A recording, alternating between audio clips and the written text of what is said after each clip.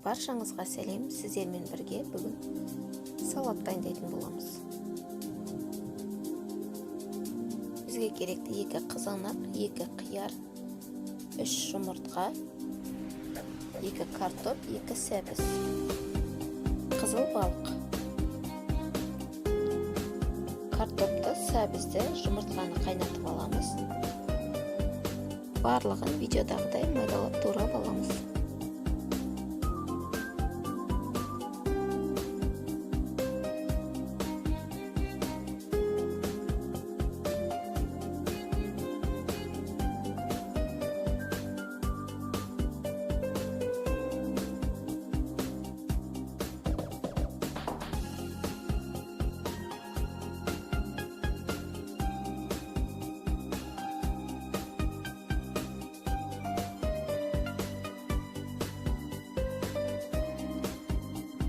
Картоп пен сәбізімізді ыдысымызға салып аламыз. Оның үстіне қызанақ пен қиярымызды саламыз. Қайнаған жұмыртқаларды саламыз. Дәміне қарай тұз саламыз.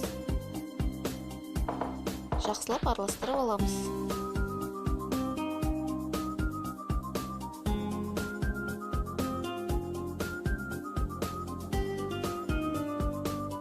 Оның үстіне балығымызды саламыз.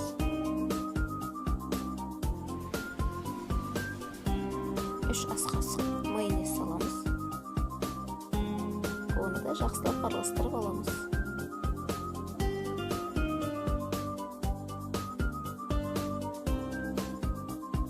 Міне салатымыз дайын болды. Өте дәмді болып шығады. Сіз де менің каналыма тіркеліп, лайк, комментарий қалдырып кетіңіздер.